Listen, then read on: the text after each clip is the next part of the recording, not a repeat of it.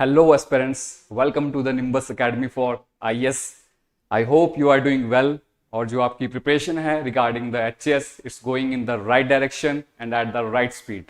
Aspirants, जैसा कि हम जानते हैं 29 ऑफ जून को आपका HAS का प्रीलिम्स का एग्जाम है और उसी को ध्यान में रखते हुए निम्बस एकेडमी आपके लिए प्रीलिम्स की एक्सप्रेस सीरीज लेके आया है. और उसी प्रीलिम्स एक्सप्रेस सीरीज की कंटिन्यूएशन में जो आज हम टॉपिक डिस्कस करेंगे वो रहेगा आपका इंडियन हिस्ट्री. क्लियर? तो एस्पिरेंट्स, सबसे पहले बात कर लेते हैं कि जो आज हमारा इंडियन हिस्ट्री में डिस्कशन रहने वाला है, वो जो हमारा लेक्चर है वो रहेगा आपका PYQ एनालिसिस से रिलेटेड. तो सबसे पहले तो यही इंपॉर्टेंट हो जाता है कि जो आपका PYQ एनालिसिस है ये हमारे लिए क्यों इंपॉर्टेंट है. एस्पिरेंट्स, जैसा कि आप जानते हैं कि जो आपका HAS का एग्जाम है वो हार्ड वर्क, डिसिप्लिन और उसके अलावा एक और इंपॉर्टेंट चीज आपसे डिमांड करता है, वो है स्मार्ट वर्क. हम जानते हैं कि जो हमारा इंडियन हिस्ट्री का सिलेबस है वो बहुत वास्ट है, ठीक है. और इंडियन हिस्ट्री में ही हमें 3 इंपॉर्टेंट सबसेट देखने को मिलते हैं, जिसमें फर्स्ट वन है आपके पास एंशिएंट हिस्ट्री, देन आपके पास आता है मेडाइवल हिस्ट्री, देन हमारे पास आता है मॉडर्न हिस्ट्री. क्लियर? और इवन इन सबसेट्स के अंदर आपको मल्टीपल थीम्स देखने को मिलेंगी जहां से आपके पास इंपॉर्टेंट क्वेश्चंस बनते हैं. ठीक है. तो हमने इस PYQ एनालिसिस के थ्रू एक स्मार्ट वर्क करना है. हमने देखना है कि जो हमारे पास इतना वास्ट सिलेबस है वहां में वो कौन कौन से इंपॉर्टेंट थीम्स हैं जहां से हमारे पास ज्यादा क्वेश्चन आने की प्रोबेबिलिटी रहती है. हम देखेंगे इवन कि जो आपके पास 3 सबसेट्स की मैंने बात की उसमें जो वेटेज वाइज है, ठीक है, वेटेज वाइज कौन सा वो आपके पास सबसेट है जहां से मैक्सिमम क्वेश्चन आते हैं आपके पास HAS के प्रीलिम्स के एग्जाम में. क्लियर है? तो चलिए अपना डिस्कशन स्टार्ट करते हैं. एस्पिरेंट्स, जैसे मैंने बात की कि इंडियन हिस्ट्री में आपके पास आपको 3 सबसेट देखने को मिलते हैं. बात करें बिल्कुल लेफ्ट में, जो लेफ्ट में कॉलम है आपके पास है ancient history, then we have medieval history and then we have modern history. अब यहां पे हम एक बार देख लेते हैं कि ओवर द पीरियड्स जो आपका इंडियन हिस्ट्री का सेगमेंट है वहां से HAS के प्रीलिम्स में आपके पास कितने क्वेश्चंस पूछे जाते हैं. तो अगर हम अपने राइट मोस्ट कॉर्नर में देखते हैं, ठीक है, तो यहां से हम इजिली समझ सकते हैं कि जो आपका इंडियन हिस्ट्री वाला सेगमेंट है वहां पे आपके पास 10+ क्वेश्चन तो फॉर श्योर आपके पास इस पोर्शन से आते हैं और लगभग ऑन एन एवरेज 11 क्वेश्चन तो आपको देखने को मिलेंगे यहां पे. बात करें लेटेस्ट जो एग्जाम है 224 का प्रीलिम्स का एग्जाम, वहां पे आपको 12 क्वेश्चन यहां से देखने को मिले हैं. अब सबसेट वाइज देख लेते हैं कि कौन सा सबसेट है जिसने इंडियन हिस्ट्री के सेगमेंट को आपके पास डोमिनेट किया है, जहां से हमें मैक्सिमम क्वेश्चन देखने को मिले हैं. तो बात कर लेते हैं, अगर डोमिनेशन की बात करते हैं तो यहां से हम देख सकते हैं कि जो आपका मॉडर्न हिस्ट्री का सेगमेंट है वहां से हमारे पास मैक्सिमम क्वेश्चन पूछे गए हैं ओवर द पीरियड 2016 से लेके 24 तक. जो मॉडर्न हिस्ट्री का सेगमेंट है उसने डोमिनेट किया है इंडियन हिस्ट्री के सेक्शन को, यहां से आपको मैक्सिमम क्वेश्चन देखने को मिले हैं. और इवन एस्पिरेंट्स, ये जो आपकी एनालिसिस है, ठीक है, जो प्रीवियस 8 ईयर की एनालिसिस है, इसको मैं 2 पार्ट्स में डिवाइड कर देता हूं और उसका ऑब्जेक्टिव क्या है ये मैं आपको अभी थोड़ी देर में क्लियर करूंगा. तो यहां पे 2016 से 19 हमारे पास एक पोर्शन रहेगा और 2020 से 24 हमारे पास दूसरा पोर्शन यहां पे रहेगा. अब यहां पे मैंने इसको 2 सेगमेंट में डिवाइड क्यों किया है, ये रहा आपका सेगमेंट 1 और ये सेगमेंट 2. अगर बात कर लेते हैं 2016 से लेकर 19 तक की, तो यहां पे आपको सिंगल लाइनर क्वेश्चन देखने को मिलते हैं या सिंगल स्टेटमेंट क्वेश्चन देखने को मिलते हैं, मोस्टली फैक्ट रिटर्न होते हैं. और जब हम इसको एनालाइज करते हैं तो हम समझते हैं कि 2016 से लेकर 19 तक आपसे इंडियन हिस्ट्री में सिर्फ मॉडर्न हिस्ट्री से ही क्वेश्चन पूछे जाते हैं. ठीक है, यहां पे हमारा एनालिसिस है तो एक बार चेक कर लेते हैं हम यहां से देखिए 2016 में 10 क्वेश्चन मॉडर्न हिस्ट्री से, यहां से आपको कोई क्वेश्चन नहीं देखने मिलता है। 17 में भी सेम, 18, 19, सिर्फ 18 में एक क्वेश्चन है जो आपको मेडिवल हिस्ट्री से देखने को मिलता है, और जो मोस्टली क्वेश्चन है, ठीक है, 2019 तक वो आपको किस सबसेट से देखने को मिलते हैं? हमें मॉडर्न हिस्ट्री के सबसेट से देखने को मिलते हैं। तो यहां पे 10 प्लस जो हम क्वेश्चंस की बात कर रहे थे कि ऑन एन एवरेज जो आपसे इंडियन हिस्ट्री में क्वेश्चन पूछे जाते हैं वो कहां से आ रहे हैं? सारे मॉडर्न हिस्ट्री में, सिंगल स्टेटमेंट क्वेश्चंस और फैक्ट रिडन क्वेश्चंस। ये तो हो गया हमारा सेगमेंट फर्स्ट। अब बात कर लेते हैं सेकंड सेगमेंट की, 2020 ऑनवर्ड्स। बात करें 2020 ऑनवर्ड्स, तो यहां से हमें एक पैटर्न चेंज देखने को मिलता है कमीशन के थ्रू।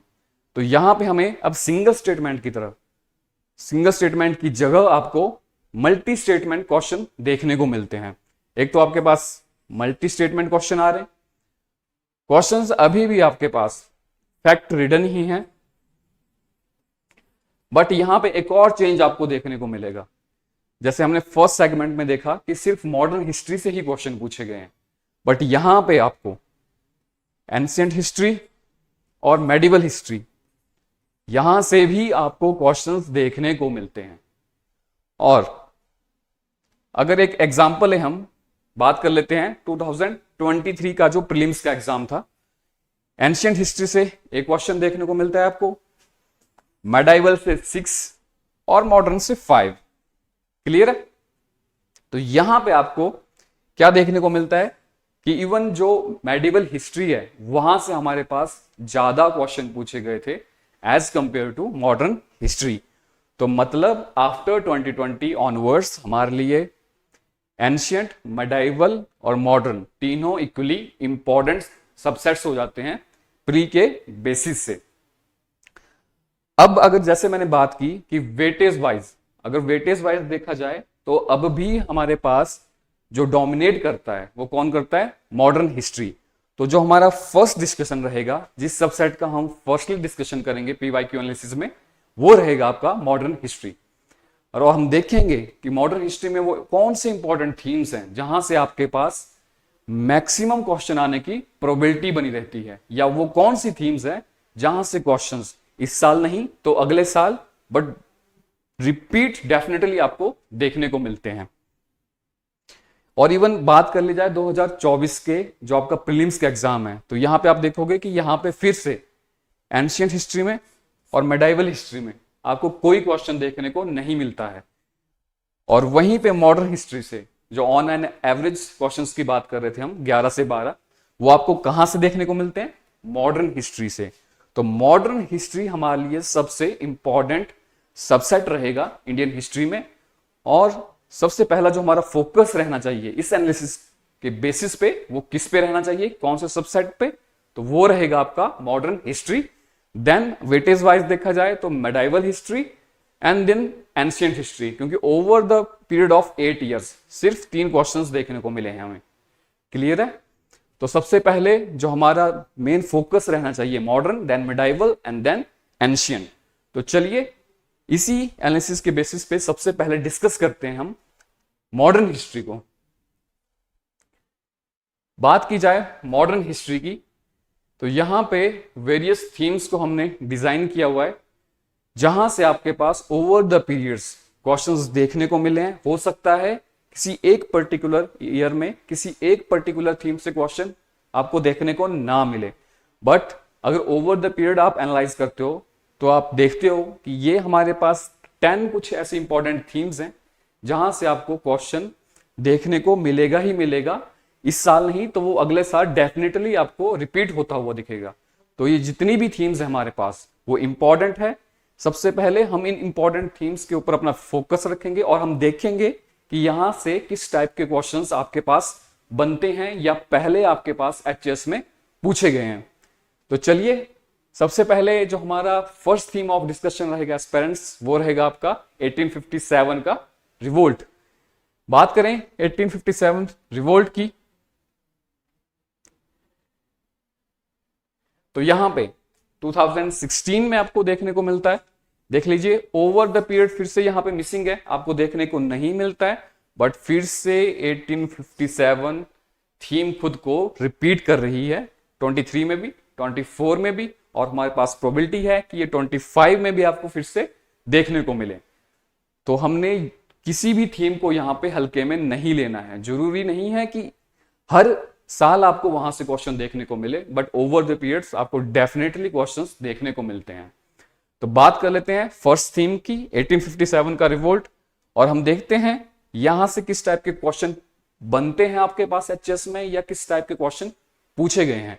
तो जो फर्स्ट टाइप का क्वेश्चन यहां पे रहता है, यहां पे सबसे पहले तो आपको जो वेरियस कॉजेज हैं 1857 रिवोल्ट के, हमारे पास सोशल, इकोनॉमिकल, पॉलिटिकल, एडमिनिस्ट्रेटिव जो भी कॉजेज हैं उन सब का हमें पहले पता होना चाहिए, आपको कॉजेज का पता होना चाहिए। क्लियर?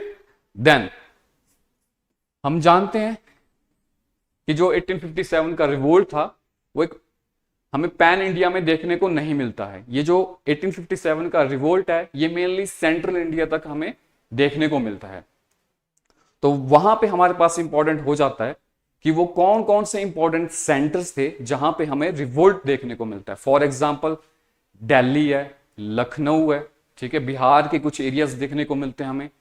तो इंपॉर्टेंट सेंटर्स का पता होना चाहिए, और उन सेंटर्स को जो रिवोल्ट है उसको कौन पर्सनैलिटीज लीड कर रही थी, तो जो वहां पे लीडर्स हैं उनका हमें पता होना चाहिए।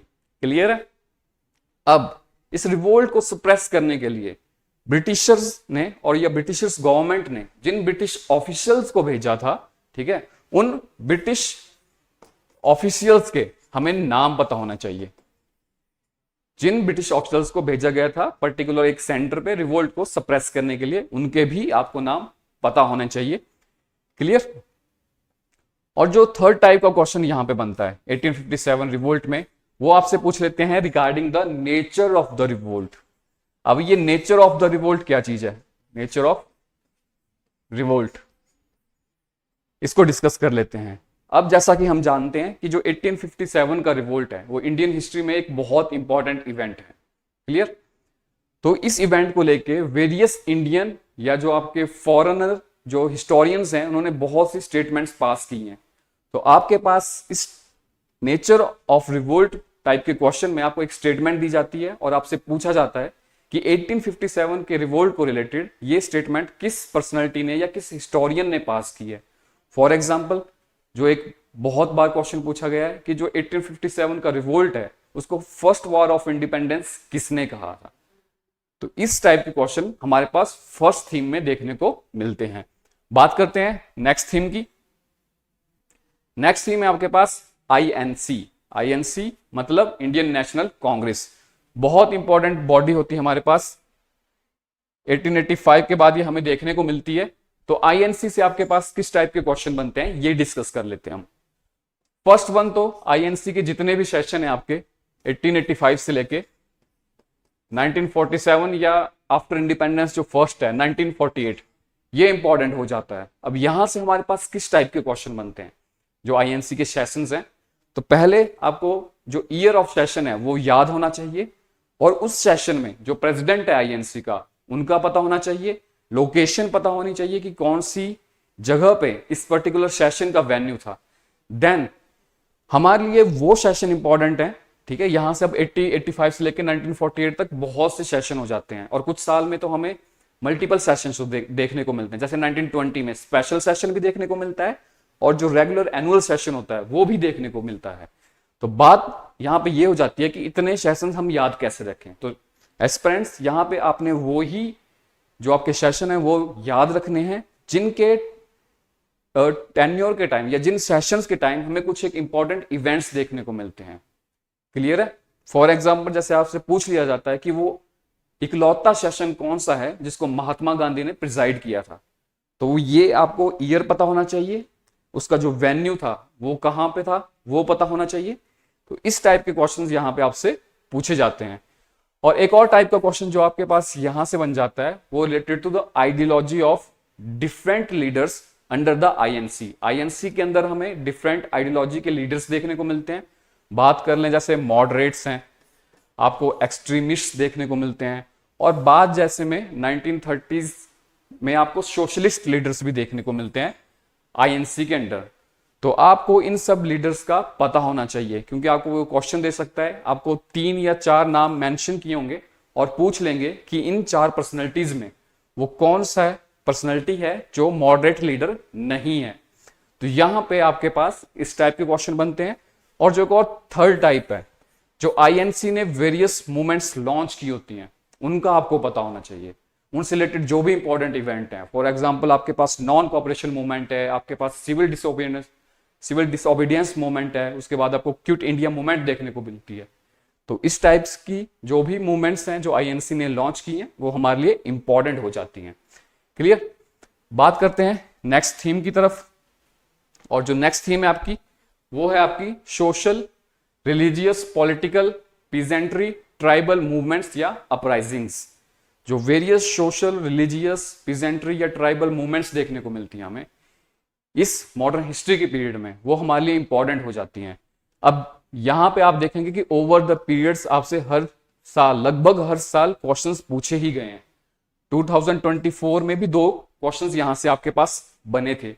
तो बहुत इंपॉर्टेंट थीम है हमारे पास, और यहां पे हम डिस्कस कर लेते हैं कि यहां पे किस टाइप के क्वेश्चंस आपको देखने को मिलते हैं।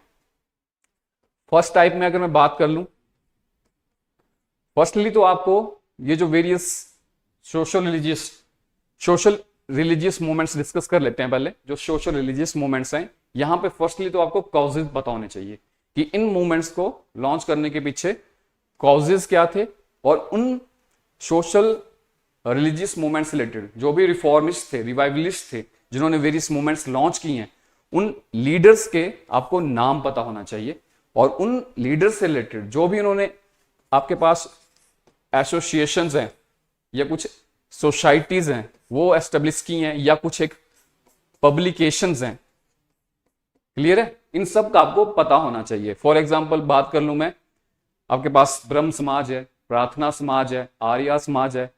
तो उन जो भी ये वेरियस समाज हैं, उनसे रिलेटेड जो भी उनकी बेसिक डॉक्ट्रिन्स थी, वो भी आपको पता होना चाहिए। उन समाज से रिलेटेड वेरियस जो आपके फ्रीडम फाइटर लीडर्स थे, उनका पता होना चाहिए। और उनकी कुछ इंपॉर्टेंट अगर पब्लिकेशंस हैं तो वो भी हमें पता होनी चाहिए। सिमिलरली, और इवन आपको जो ये सोशल रिलीजियस मूवमेंट है, ठीक है, वो मेनली इंडिया के किस रीजन में टेक प्लेस कर रही थी, उसका भी आपको एक आइडिया होना चाहिए। क्लियर है? तो सिमिलरली इसी लाइन पे आपके पास जो वेरियस पॉलिटिकल, पीजेंट्री या ट्राइबल मूवमेंट्स हैं, उससे रिलेटेड क्वेश्चन देखने को मिलते हैं। बात कर लेते हैं पीजेंट्री एंड ट्राइबल अपराइजिंग्स या मूवमेंट्स। यहां पे भी आपको एक तो कॉजेज पता होने चाहिए, किस पर्टिकुलर रीजन में हमें वो रिवोल्ट या अपराइजिंग देखने को मिलती है, उस रीजन में उस मूवमेंट को कौन लीड कर रहा है, और कौन सा वो टाइम पीरियड है। ठीक है, एक पर्टिकुलर टाइम पीरियड है जिसके टाइम हमें वो रिवोल्ट देखने को मिलती है। क्योंकि यहां पे आपके पास इस टाइप से भी क्वेश्चन बन सकता है कि आपको मल्टीपल रिवोल्ट्स दी होंगी, या सॉरी आपको मल्टीपल ट्राइबल अपराइजिंग्स दी होंगी, और आपसे पूछा जाएगा कि आप इनको क्रोनोलॉजिकल ऑर्डर में अरेंज कीजिए। फॉर एग्जाम्पल जैसे कोल है, आपके पास कोल मूवमेंट है, आपके पास भील मूवमेंट है, संथल जो ट्राइबल अपराइजिंग है, ये सब आपको क्रोनोलॉजिकल ऑर्डर में अरेंज करने को कहा जा सकता है, या उनसे रिलेटेड लीडर्स पूछे जा सकते हैं। तो यहां पे हमारे पास मेनली इस टाइप के क्वेश्चंस देखने को मिलते हैं। बात करते हैं नेक्स्ट थीम की, जो है आपकी कॉन्स्टिट्यूशनल रिफॉर्म्स। कॉन्स्टिट्यूशनल रिफॉर्म्स में आपके पास, इसको मैं 2 सेगमेंट में डिवाइड कर देता हूं। सॉरी, जो आपके कॉन्स्टिट्यूशनल रिफॉर्म्स हैं, इसको हम 2 सेगमेंट में डिवाइड कर सकते हैं। फर्स्ट वन देखेंगे हम 1773 से लेके 1857 तक का पीरियड, और सेकंड वन रहेगा आपका 1858 से लेके इंडियन इंडिपेंडेंस के बीच का पीरियड। अब यहां पे क्या इंपॉर्टेंट हो जाता है हमारे पास, तो बात करें फर्स्ट सेक्शन की, तो 1773 से लेके 1857 तक ब्रिटिश पार्लियामेंट द्वारा जो आपकी ईस्ट इंडिया कंपनी होती है, उसके वेरियस अफेयर्स को, कमर्शियल या पॉलिटिकल, उनको कंट्रोल करने के लिए जो वेरियस लॉज लाए जाते हैं। फॉर एग्जांपल 1773 में रेगुलेटिंग एक्ट ऑफ 1773 देखने को मिलता है हमें।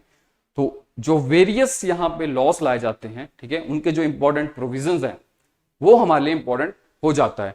आपके पास क्वेश्चन बन सकता है कि आपके पास 1773 रेगुलेटिंग एक्ट से मल्टीपल स्टेटमेंट दी होंगी और आपसे पूछ लेंगे कि इनमें से वो कौन सी स्टेटमेंट है, ठीक है, जो रेगुलेटिंग एक्ट का पार्ट नहीं थी। Clear.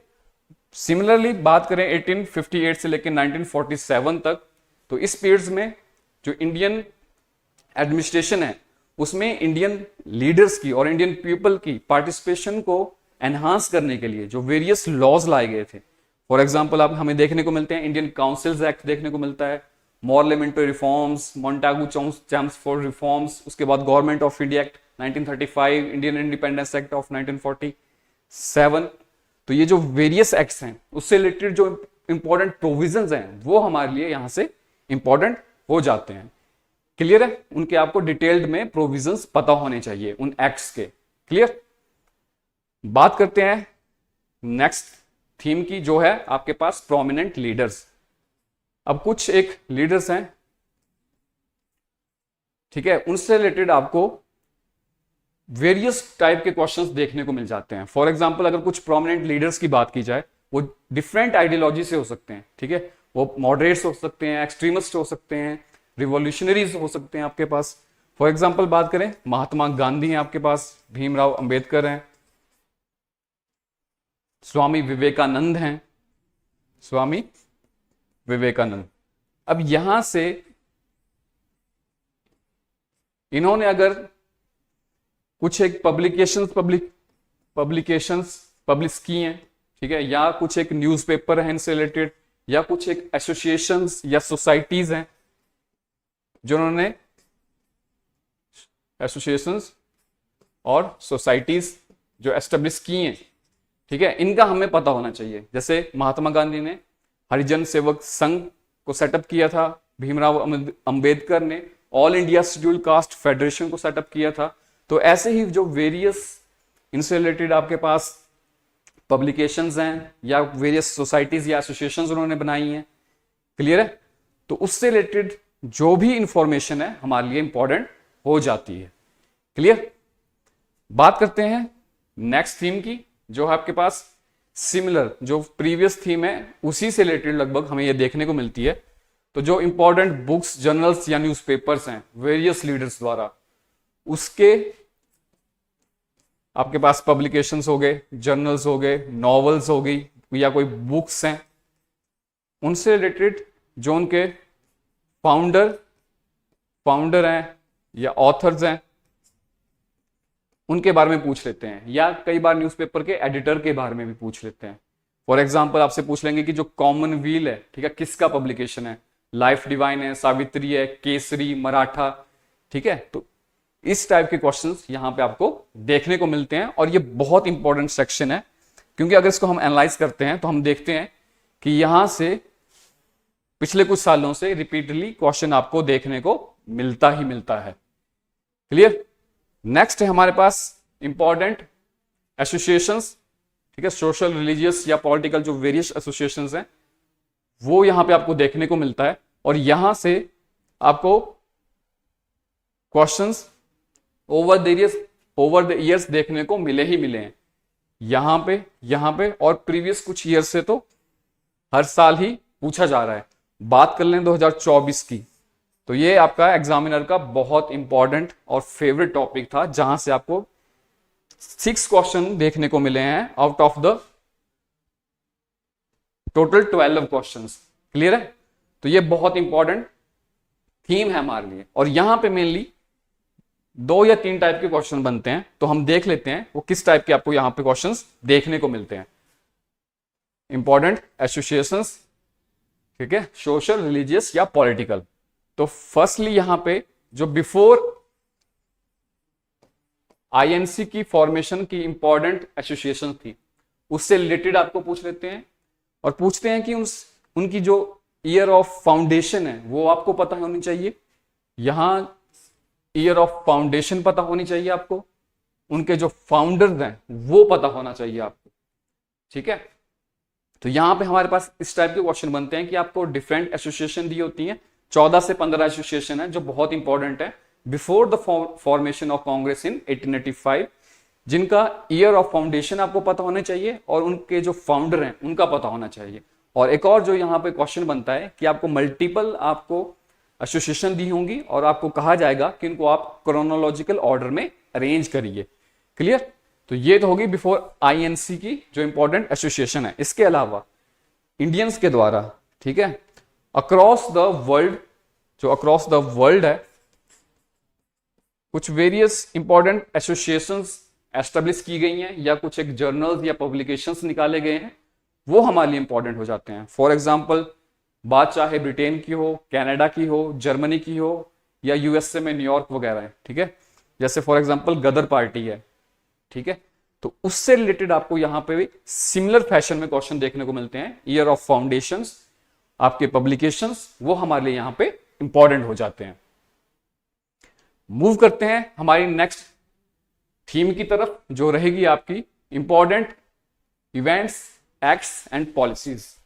Important events, acts and policies, ये आपके पास एक मिसलेनियस थीम है जहां पे आपको कुछ एक इंपॉर्टेंट इवेंट्स हुए हैं अगर हमारी मॉडर्न हिस्ट्री में। फॉर एग्जांपल कोमागाटा मारू का इंसिडेंट है, चौरी चौरा का इंसिडेंट है, तो उससे रिलेटेड जो भी इंपॉर्टेंट फैक्ट्स हैं या लीडर्स हैं, ये जो भी इंफॉर्मेशन उससे रिलेटेड है वो हमारे लिए इंपॉर्टेंट हो जाती है। फिर यहाँ पे कुछ एक इंपॉर्टेंट एक्ट्स एंड पॉलिसीज भी आ जाती हैं। फॉर एग्जांपल अगर हम बात करें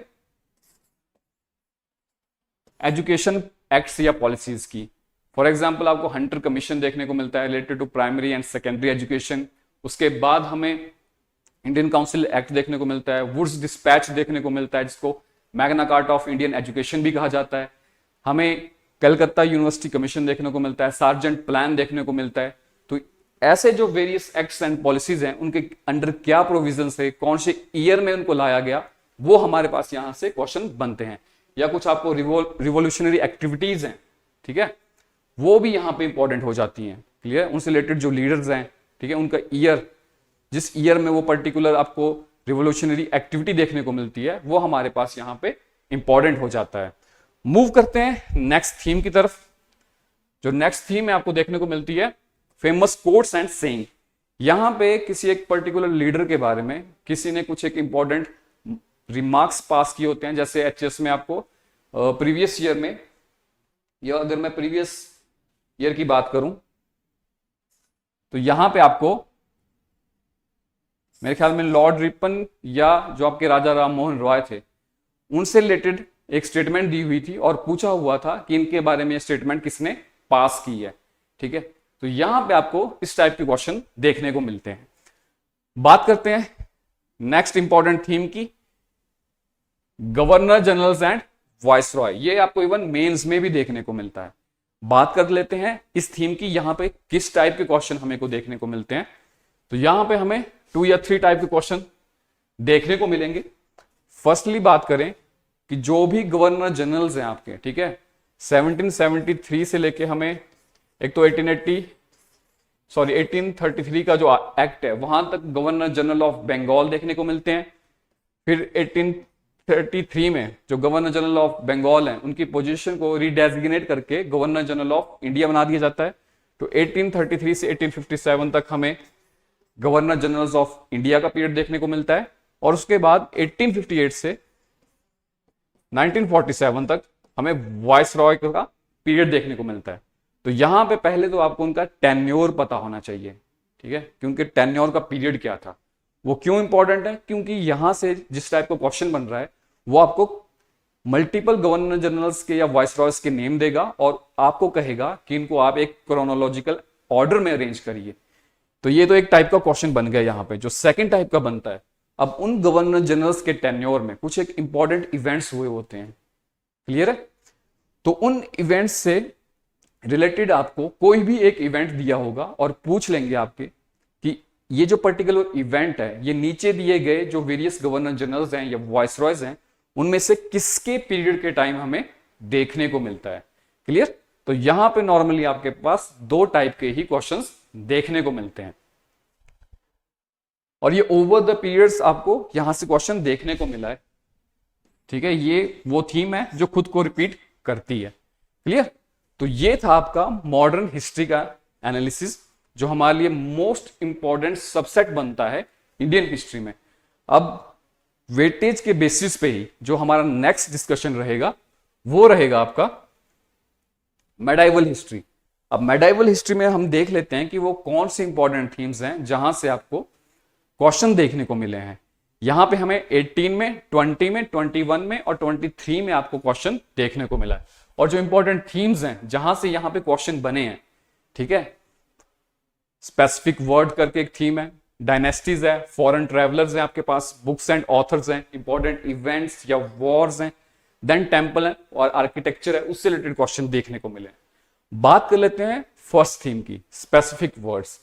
यहां पे आपको कोई एक स्पेसिफिक टर्म दी होती है, वो कल्चर से रिलेटेड हो सकती है, सोसाइटी से रिलेटेड हो सकती है, एडमिनिस्ट्रेशन से रिलेटेड हो सकती है, इकोनॉमिक्स से रिलेटेड हो सकती है, और आपसे पूछ लेंगे कि ये जो पर्टिकुलर वर्ड दिया हुआ है, ठीक है, इसका मतलब क्या है। फॉर एग्जाम्पल बात करें एचएस की जो 2018 में आया हुआ था, तो वहां से आपसे पूछा गया था कि ताल्लुकदार का क्या मतलब है। जो ताल्लुकदार हैं, इस वर्ड का क्या मतलब है। सिमिलरली ऐसे ही रिलेटेड आपसे डिफरेंट क्वेश्चन, जैसे इक्ता सिस्टम है, वो किस चीज से रिलेटेड है, तो इस टाइप के स्पेसिफिक वर्ड टाइप के क्वेश्चन आपको यहां पे देखने को मिलते हैं। मूव करते हैं नेक्स्ट थीम जो है डायनेस्टीज। अब डायनेस्टीज मेडिवल पीरियड में हमें बहुत सी इंपॉर्टेंट डायनेस्टीज देखने को मिलती हैं। फॉर एग्जाम्पल अगर मैं बात करूं, गुजरा प्रतिहाराज हैं, राष्ट्रकूटाज हैं, पालाज हैं, विजयनगर एम्पायर है, ठीक है, पांड्याज हैं, चोलाज हैं आपके पास। फिर आपको लेटर द पीरियड आपको दिल्ली सल्तनत देखने को मिलती है, मुगल एम्पायर देखने को मिलता है, मराठा एम्पायर देखने को मिलता है। तो ये जो इंपॉर्टेंट डायनेस्टीज हैं उनके बारे में हमें इन्फो होनी चाहिए। अब यहां पे किस टाइप के क्वेश्चन पूछे गए हैं, फॉर एग्जाम्पल एचएस में पूछा था आपसे कि जो लोहारा डायनेस्टी है उनके फाउंडर कौन है। क्लियर है? लोहारा डायनेस्टी के फाउंडर के बारे में पूछा था। और एक बार आपसे जो वेरियस मुगल एम्पायर के रूलर्स थे उनको क्रोनोलॉजिकल ऑर्डर में अरेंज करने को कहा था, उनके टेन्योर के बेसिस पे। मल्टीपल आपको 3 से 4, मेरे ख्याल में 4 आपको मुगल रूलर दिए थे, आपसे कहा गया था कि इनको आप एक क्रोनोलॉजिकल ऑर्डर में अरेंज करिए जिस पैटर्न में इन्होंने रूल किया है। तो यहां पे हमारे पास इस टाइप के क्वेश्चन देखने को मिलते हैं। नेक्स्ट आते हैं आपके पास फॉरेन ट्रैवलर्स। ये भी एक इंपॉर्टेंट थीम है। यहां से जो वेरियस फॉरेन ट्रैवलर्स हमें देखने को मिलते हैं, फॉर एग्जांपल ह्यून सैंग है आपके पास, निकितिन है, मार्को पोलो है, इबन बतूता है। इस टाइप के जो वेरियस फॉरेन ट्रैवलर्स हैं, ठीक है, उनका पता होना चाहिए। अब वो जिस कंट्री से मूव कर रहे हैं, इंडिया में आए हैं जिस कंट्री में, ठीक है, जिस कंट्री से वो बिलोंग करते हैं उस कंट्री का आपको पता होना चाहिए। फॉर एग्जांपल कि मार्को पोलो है, वो कौन सी कंट्री से बिलोंग करते थे। फर्स्ट टाइप का क्वेश्चन ऐसा हो गया।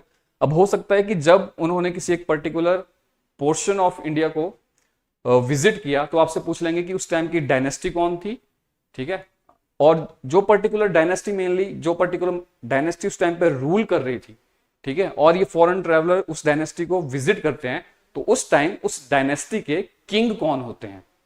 तो दूसरा क्वेश्चन बनता है आपसे इस टाइप का बन जाता है, या इन फॉरेन ट्रैवलर से रिलेटेड जो वेरियस बुक्स वगैरह हैं, अगर उन्होंने कोई बुक्स लिखी है उस पर्टिकुलर एम्पायर के बारे में जहां से उन्होंने विजिट किया, तो वो आपके लिए इंपॉर्टेंट हो जाता है। क्लियर? मूव करते हैं next important events and Wars करके थीम है। जो भी इंपॉर्टेंट इवेंट्स या वॉर्स देखने को मिलती हैं हमें इंडियन हिस्ट्री में, जिन्होंने इंडियन हिस्ट्री के कोर्स को चेंज किया है या इंपैक्ट किया है, वो हमारे लिए इंपॉर्टेंट हो जाती हैं। फॉर एग्जाम्पल अगर बात करें तो बैटल ऑफ तराइन है जो आपके पास, बैटल ऑफ हल्दीघाटी है, बैटल ऑफ तालीकोटा है, फर्स्ट बैटल ऑफ पानीपत है, और भी मल्टीपल बीच में इंपॉर्टेंट वॉर्स होती हैं जो हमें देखने को मिलती हैं। For example battle of Chausa है, बीलग्राम है। इन सब का आपको पता होना चाहिए कि इन वॉर्स का जो पीरियड है कि कौन से ईयर में ये टेक प्लेस हुई है, एक तो वो पता होना चाहिए, और किन दो पार्टीज के बीच में हुई है। तो ये यहां से आपके पास इस टाइप के क्वेश्चन देखने को मिलते हैं। बात कर लेते हैं यहां पे जो आपकी लास्ट थीम है, जो यहां पे लास्ट थीम है आपकी, वो है टेम्पल एंड आर्किटेक्चर। तो यहां पे टेम्पल्स के आर्किटेक्चर के बारे में आपसे पूछा जाता है, और मेनली जो साउथ के टेम्पल हैं वो हमारे लिए बहुत इंपॉर्टेंट हो जाते हैं। आपसे पूछ सकते हैं कि ये पर्टिकुलर जो टेम्पल है कौन से स्टाइल ऑफ आर्किटेक्चर को बिलोंग करता है। क्लियर? या आपसे पूछ सकते हैं ये जो पर्टिकुलर टेम्पल है, ठीक है, इसको किसने कंस्ट्रक्ट करवाया है, ये कौन सी डायनेस्टी ने इसको बनाया। क्लियर? तो यहां से आपके पास इस टाइप के क्वेश्चन देखने को मिलते हैं। क्लियर? फॉर एग्जाम्पल अगर बात कर लें यहां से क्वेश्चन की, तो आपसे पूछा गया था जो ऐरावतेश्वर टेम्पल है, जो आपके पास ऐरावतेश्वर टेम्पल है, इसके फाउंडर कौन थे। ठीक है, आपसे एक बार ये क्वेश्चन पूछा गया था 2021 या 23 में से, दोनों में से किसी एक ईयर में आपसे ये क्वेश्चन पूछा गया था। और जो दूसरा क्वेश्चन पूछा गया था यहां से, एक झंझरी करके एक मॉस्क है, यूपी में देखने को मिलती है आपको, तो आपसे पूछ लिया गया था कि इसके फाउंडर कौन है।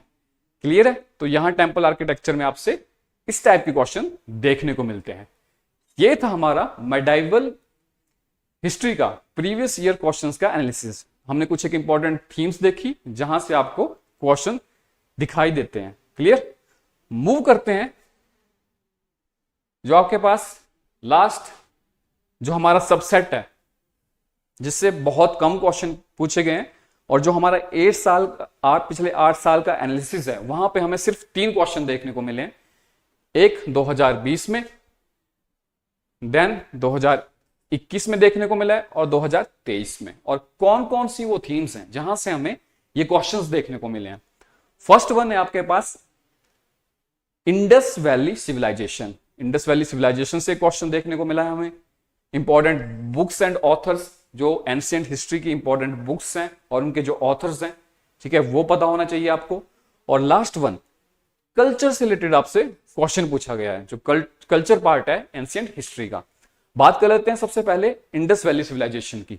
तो यहां से जो आपसे क्वेश्चन पूछा था, वो पूछा था आपको मल्टीपल इंडस वैली सिविलाइजेशन की साइट्स दी हुई थी, और ये पूछा गया था कि इनमें से वो कौन सी साइट है जो इंडिया में आपको देखने को नहीं मिलती है।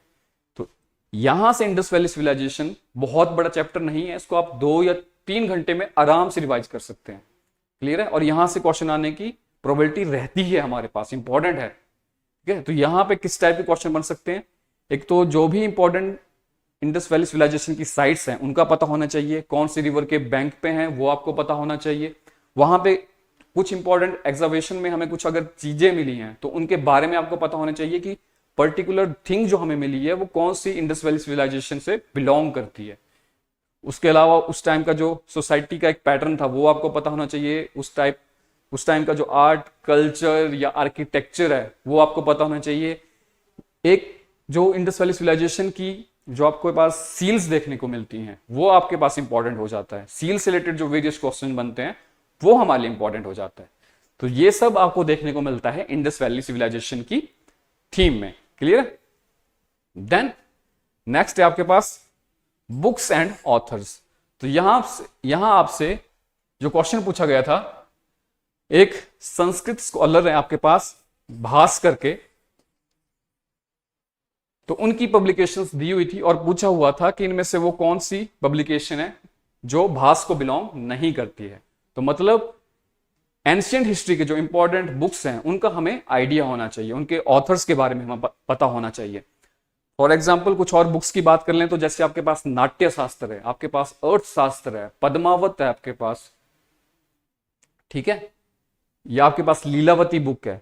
ऐसी बुक्स के ऑथर्स का आपको नाम पता होना चाहिए। क्लियर? देन लास्ट जो टॉपिक था वो था कल्चर। आपके पास जो लास्ट थीम है यहां पे कल्चर। अब कल्चर में यहां पे एक टर्म दी हुई थी समावर्तना।